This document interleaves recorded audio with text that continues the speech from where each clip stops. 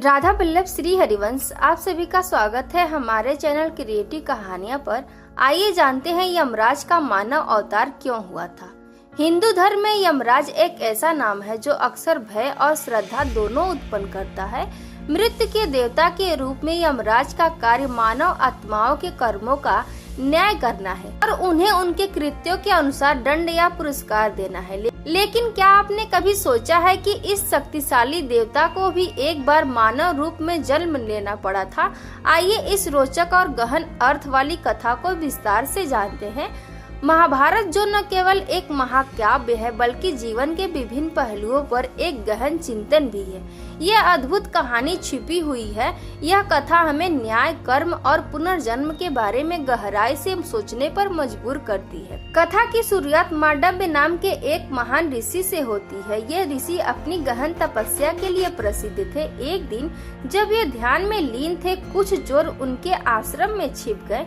दुर्भाग्य से राजा के सिपाहियों ने गलती से मांडव्य ऋषि को ही चोरों का मददगार समझ लिया। बिना किसी उचित जांच के राजा ने मांडव्य ऋषि को सूली पर चढ़ाने का कठोर दंड दे दिया। यहाँ ध्यान देने योग्य बात यह है कि ऋषि की तपस्या का प्रभाव इतना शक्तिशाली था कि वे कई दिनों तक सूली पर जीवित रहे।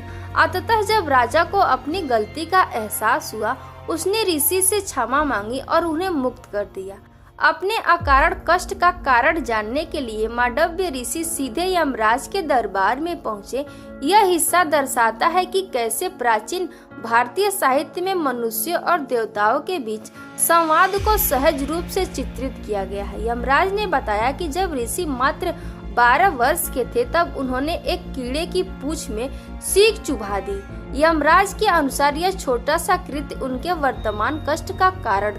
यमराज का यह स्पष्टीकरण मांडव्य ऋषि को संतुष्ट नहीं कर सका। उन्होंने तर्क दिया कि 12 वर्ष की आयु में एक बालक को अच्छे बुरे का पूर्ण ज्ञान नहीं होता है।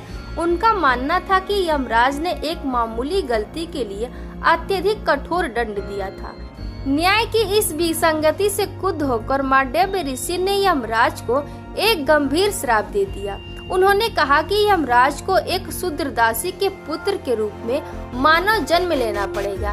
यह शाप न केवल यमराज के लिए एक दंड था बल्कि उन्हें मानवीय अनुभवों और कष्टों को समझने का एक अवसर भी प्रदान करता था। कथा का अगला भाग महाभारत के मुख्य कथानक से जुड़ता है।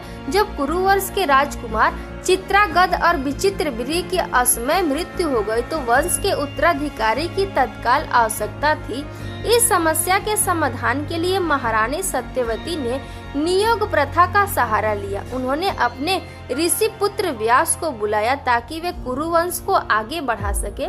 जब राजकुमारियों ने इस प्रक्रिया से हिचकिचाहट महसूस की तो एक दासी को व्यास के पास भेजा गया। इस संबंध के परिणाम स्वरूप दासी ने एक अत्यंत बुद्धिमान और गुणवान पुत्र को जन्म दिया जिसे विदुर नाम दिया गया।